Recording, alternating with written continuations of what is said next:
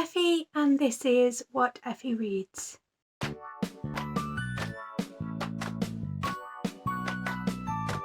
Today I am going to be talking about some 5-star predictions. So I've gone through my shelves and I've picked out books that I think when I eventually read them have the potential to be 5-star reads. I've just noticed that I've actually left one behind me on my shelves. So we will start with that one and move through. I don't usually read too much of the blurbs of books before I go into them because I often find that blurbs give too much away, and I like to kind of go into a book not knowing too much, but I will go through the books, read their blurbs and let you know why I think I'm probably going to give it a 5-star, or it has the potential for me to give it a 5-star. So the book that I've left on my shelves that I can see right behind me that I think could be a 5-star. Oh dear, you can see all my books when I come out. Oh dear. Is Circus of Wonders by Elizabeth McNeil. I mean, I've literally just said I don't know too much about these books. I believe this is historical fiction and it features a character called Nellie Moon. 1866, in a coastal village in southern England, Nell picks violets for a living. Set apart from her community because of the birthmarks that speckle her skin, Nell's world is her beloved brother and devotion to the sea. But when Jasper Jupiter's Circus of Wonders arrives in the village, Nell is kidnapped. Her father has sold her, promising Jasper Jupiter his very own leopard girl. It is the greatest betrayal of Nell's life, but as her fame grows and she finds friendship with the other performers and Jasper's gentle brother Toby, she begins to wonder if joining the show is the best thing that ever happened to her. In London, newspapers describe Nell as the 8th wonder of the world. Figurines are cast in her image, and crowds rush to watch her soar through the air. But who gets to tell Nell's story? What happens when her fame threatens to eclipse that of the showman who bought her? And as she falls in love with Toby, can he detach himself from his past and the terrible secret that binds him to his brother? Moving from the pleasure gardens of Victorian London to the battle-scarred plains of the Crimea, Circus of Wonders is an astonishing story about power and ownership, fame and the threat of invisibility.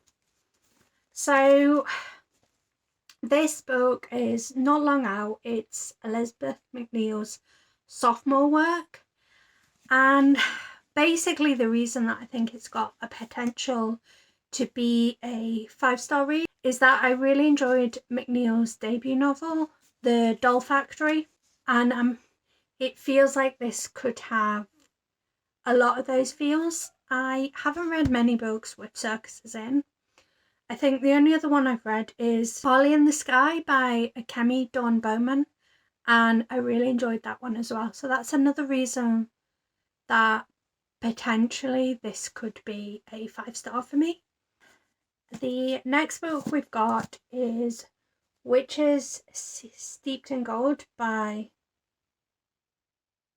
Shannon Smart. And this is the Fairy Loot edition, and it says, order divides them, revenge will unite them. Araya Adair has spent her life in a cell. Heir of an overthrown and magically gifted dynasty, she was exiled from the island nation of Aika. But every day brings her closer to freedom and vengeance. Jasmine Carriot grew up dressed in gold, with stolen magic at her fingertips. Daughter of the self-crowned Doyen, her existence is a threat to her mother's rule, but Jasmine has no intention of dying. Sworn enemies, the two witches enter a deadly alliance to take down the woman who threatens both their worlds. But revenge is a bloody pursuit, and nothing is certain except the lengths Araya and Jasmine will go to win this game. Fierce and thrilling, where dangerous magic reigns supreme and betrayal lurks beneath every word. So when I picked this off my shelves, I thought it was potentially queer. Reading back through that blurb, I don't think it is. But it also sounds like it could be a really thrilling read. I've had a fairly mixed bag with Fairy Loot so far. I really enjoyed this Golden Flame. I really detested The Bright and the Pale. And I don't think I've read any other Fairy Loot books. But that kind of gives you an idea of it can go one of two ways with me. But it is a gorgeous looking book, so I'm hoping I like it. The next book we've got is Survivor Song. I 100% have not read the blurb for this. I saw it in Forbidden Planet when I was recently down in Newcastle, and Paul Tremblay is one of those authors that I've really enjoyed his work that I've read so far, and I kind of want to read just all of it. Oh, I've also got Growing Things on this pile as well. So I'll read the blurb for Survivor Song, and then I will read the blurb for Growing Things. When it happens quickly. New England is locked down, a strict curfew the only way to stem the wildfire spread of a rabies-like virus. The hospitals cannot cope with the infected. As the pathogen's ferociously quick intubation period overwhelms the state, the veneer of civilization is breaking down as people live in fear of everyone around them. Staying inside is the only way to keep safe, but pediatrician Romola Sherman can't stay safe when her friend Natalie calls. Her husband is dead, she's 8 months pregnant, and she's been bitten. Romola is thrust into a desperate race to bring Natalie and her unborn child to a hospital to try and save both their lives. Their once familiar home has become a violent and strange place, twisted into a barely recognizable landscape. What should have been a simple, joyous journey becomes a brutal trial. Okay, that sounds amazing. And it sounds like it's going to be a zombie apocalypse, which I'm very down for reading. And we've got Growing Things, which I know is an anthology of short stories. And I know that the title refers to a particularly creepy story that we were first introduced to in A Head Full of Ghosts. So it says, a thrilling collection from the award-winning author of A Head Full of Ghosts and The Cabin at the End of the World, bringing his short stories to the UK for the first time, unearthed 19 tales of suspense and literary horror, including a new story from the world of A Head Full of Ghosts that offer a terrifying glimpse into Tremblay's fantastically fertile imagination. See a school class haunted by a life-changing video, the forces at work of 4 men fleeing their pawn shop. They robbed at gunpoint, the meth addict kidnapping her daughter as the town is terrorized by a giant monster, or the woman facing all her own ghosts who scare her most in a choose-your-own adventure. Ooh.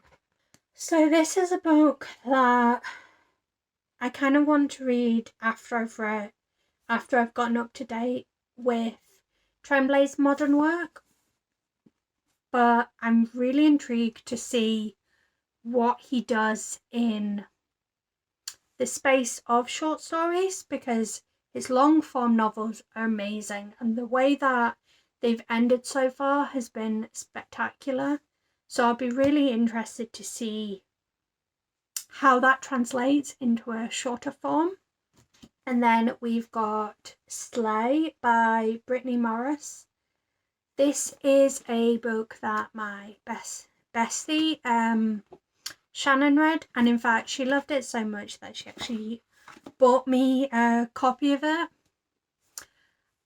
And then my local Waterstones did a sort of competition recently, and I ended up getting what appears to have been an ARC copy of it, even though it's been out for 2 years. So I don't know if it's got a blurb. Oh yeah, I think it does. By day, 17-year-old Clara Johnson is an honours student and one of the only black kids at Jefferson Academy. By night, she joins hundreds of thousands of black gamers who duel worldwide as Nubian personas in the secret online VR game Sleigh. No one knows Clara is the game developer, not her friends, not her family, not even her boyfriend Malcolm. But when a teenager is murdered over a dispute in the Sleigh world, news of the game reaches the mainstream media and is labelled a racist, exclusionist hub for thugs and criminals. With threats coming from both inside and outside the game, Clara must fight to save the only world in which she can truly be herself. But can she protect Sleigh without losing herself in the process? And it says that the first draft was written in just 11 days, and the film rights have already been sold in a multi-way auction. That sounds amazing. And I know that Shannon said this is absolutely steeped in Black history. And, as you're probably well aware, we don't get taught enough Black history, so I'm really interested to read that, and I think it definitely has a potential to be one of my favourite reads. And then we've got The Grace Keepers. I can't remember if this book came out before or after The Gloaming, but I really enjoyed The Gloaming. It had such a massive emotional impact, and it was fantastically queer and also steeped in a bit of magical realism. So I'm hoping to really enjoy this as well. It says, a flooded world, a floating circus, 2 women in search of a home. North lives on a circus boat with her beloved bear, keeping a secret that could capsize her life. Callanish lives alone in the middle of the ocean, tending the graves of those who die at sea. As penance for a terrible mistake, she has become a grace keeper. A chance meeting between the two draws them magnetically to one another and to the promise of a new life. But the waters are treacherous and the tide is against them. So I mean, essentially, like, it being, I think this is queer anyway, it being queer and is quite magical, and I think it's set in the same world as The Gloaming, so could be a hit with me. And then we've got Master of One, which I was tempted to get the Fairy Loot edition of, but didn't want to pay £20 for a book that I wasn't sure about. But the blurb has me really sold. It says, life in the Queen's City isn't easy, especially for a 2-bit thief like Rags. When his latest score goes sideways, he's nabbed by royal sorcerer Morian the Last, who forces him to steal the 6 pieces of an immeasurably powerful ancient fey relic. Rags is still determined to somehow get away unscathed, until he discovers the relics Morian is after are actually people. A distractingly handsome fey prince who has been asleep for centuries, a Queen's Guard deserter with more honour than common sense, a daughter of a disgraced noble family who hits first and asks questions later, a deceptively sweet-natured prince, a member of the underground resistance, neither trusting nor trustworthy, and him, Rags. There's no way they can let Morian enact his dark plan, but 6 misfits against an exceptionally wicked enemy doesn't make for generous odds. Luckily, Rags is not generous, he's smart, and he has a plan that might work. So it sounds like a really cool book, and I'm really intrigued by the 6 Fey relics. But at the same time, I've heard that people didn't like it. So I'll be interested to see, but I am predicting it being a 5-star read. And then we have Clara and the Sun. This is another book that I actually don't know anything about. Beyond, my dad says he really enjoyed it and thinks that I potentially will enjoy it. So every time I've gone into Waterstones, I've considered picking up and then I didn't. So I finally gave in and bought it. The sun always has ways to reach us. From her place in the store, Clara, an artificial friend with outstanding observational qualities, watches carefully the behaviour of those who come in to browse, and of those who pass in the street outside. She remains hopeful a customer will soon choose her, but when the possibility emerges that her circumstances may change forever, Clara is warned not to invest too much in the promise of humans. In Clara and the Sun, Kazuro Ishiguro looks at our rapidly changing modern world through the eyes of an unforgettable narrator to explore the fundamental question, what does it mean to love? So based on that blurb, it's kind of giving me Blade Runner vibes and also Machines Like Us, I think it's called. Ew. I can't even remember who it was by. I will pop a photo on screen of Machines Like Us, Machines Like Me. It's giving me vibes of those 2 books, and I think I enjoyed both of those books. Okay, so this book, 100% is because of that sticker. It's called Lucky Ghost by Matthew Blackstead.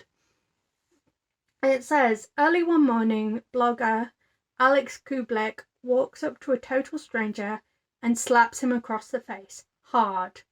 He smiles. They've both just earned a motor coin in a new all-consuming game that trades real-life emotions for digital currency. A motor coin is changing the face of the economy, but someone or something is controlling it for their own dangerous ends. As Alex picks apart the tangled threads that hold the virtual game together, she finds herself on the run from very real enemies. It seems only one person has the answers she seeks, someone who hides behind the name Lucky Ghost. But Lucky Ghost will only talk to a young hacker called Thimblerig, the online troll who's been harassing Alex for months. Will Lucky Ghost lead Alex and Thimblerig to the answers they seek, or to their deaths? That actually gives me Nerve vibes. So if this is like Nerve crossed with Black Mirror, I think I could really enjoy this. Also, look how freaking cute that cover is. I'm obsessed. This book, basically, I feel like everyone's talking about it and positively, and that's pretty much why I think it's going to be a 5-star. It says, welcome to Niveus Private Academy, where money paves the hallways and the students are never less than perfect.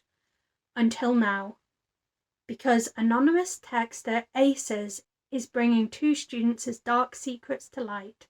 Talented musician Devon buries himself in rehearsals, but he can't escape the spotlight when his private photos go public. Head girl Chiamaka isn't afraid to get what she wants, but soon everyone will know the price she's paid for power. Someone is out to get them both, someone who holds all the aces, and they're planning much more than a high school game. An incendiary and utterly compelling thriller with a shocking twist that delves deep into the heart of institutionalized racism. Yeah, this sounds exactly my cup of tea, so I'm really, really looking forward to reading this and think I'm going to adore it. Addie LaRue! This has featured on multiple videos because I own 4 copies of it, 5 in October, and I haven't read it yet. Oops. This particular copy, I believe, was gifted to me by Shannon, and it is the standard UK edition.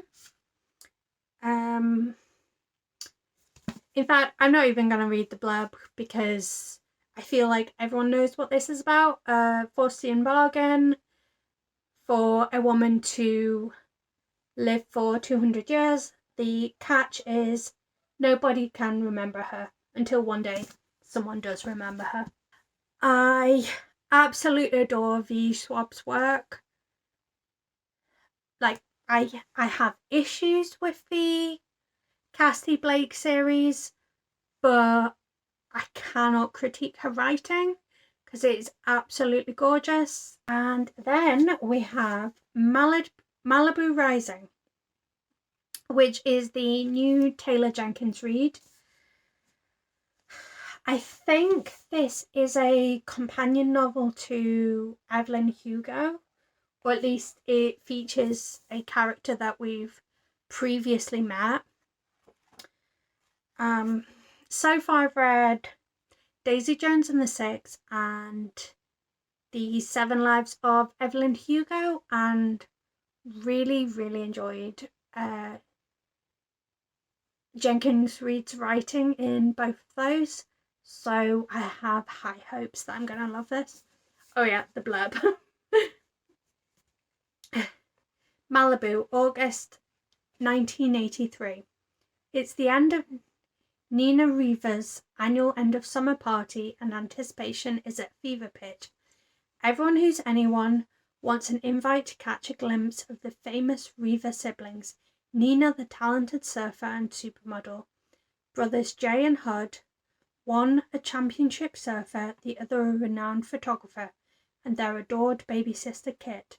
Together the siblings are a source of fascination in Malibu and the world over, especially as the children of legendary singer Mick Reva.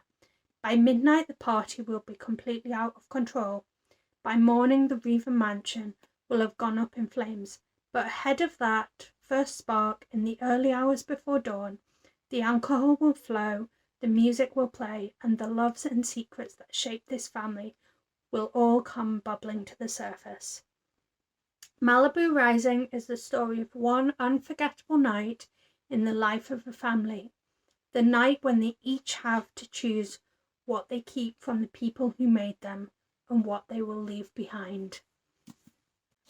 And then we have Never Look Back, which I believe is an Orpheus retelling, and that's something that really intrigued me. So we've got Yuri comes to the Bronx as a girl haunted by losing everything in Hurricane Maria and by an evil spirit. She fully expects the tragedy that befell her and her family in Puerto Rico to catch up with her in New York. Yet, for a time, she can almost set this fear aside, because there's this boy, Fierce, is a golden-voiced, bachata-singing charmer, ready to spend the summer on the beach with his friends, serenading his on-again, off-again flame. That changes when he meets Yuri. All he wants is to put a smile on her face and fight off her demons, but some dangers are too powerful for even the strongest love. As the world threatens to tear them apart, Yuri and Fierce must fight for each other and their lives. Acclaimed author Lillian Rivera reimagines the Greek myth of Orpheus and Eurydice into a timely story about cultural identity, overcoming trauma, and the power of first love. So essentially the reason that I think this could be a 5-star is that it is an Orpheus retelling. I haven't had the best of luck with retellings in the past, but considering I only have the most basic knowledge of the myth of Orpheus and Eurydice, I think I could enjoy this book a lot, because I'm not going to be trying to figure out exactly how it lines up and be disappointed if things don't line up quite right. And then we have The Trick to Time by Kit van der Wal. This is a book that was recommended by Spoops, and that's basically why I think I will love it. Also, she said that it has a great twist, so I'm very interested to read it. It says, Mona is a young Irish girl in the big city with the thrill of a new job and a room of her own in a busy boarding house. On her first night out in 1970s Birmingham, she meets William, a charming Irish boy with an easy smile and an open face. They embark upon a passionate affair, a whirlwind marriage, before a sudden tragedy tears them apart. Decades later, Mona pieces together the memories of the years that separate them, but can she ever learn to love again? The Trick to Time is an unforgettable tale of grief, longing, and love that lasts a lifetime. And the final 5-star prediction book that I've got is In the Ravenous Dark by A.M. Strickland. And got all the art in here. And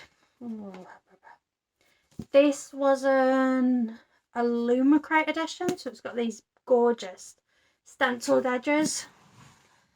But basically what I am excited about this book is that I believe it has a poly-queer relationship. So I'm really interested to see that depicted in literature, because I don't think I've actually read a book that features a poly relationship yet. Power never dies, and neither does desire. In Thanopolis, magic is rare and closely controlled.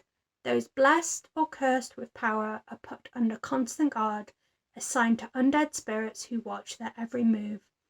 Ever since her father died to save her from this fate, Rowan has kept her magic a closely guarded secret, until an accident exposes her powers for the world to see, and her tenuous freedom comes crashing to an end.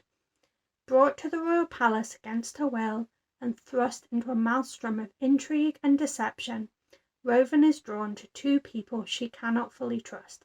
Lydia, a beguiling and rebellious princess struggling against her own destiny, and Avilurus, the handsome, powerful spirit she has been bound to, who can control Rowan, body and soul.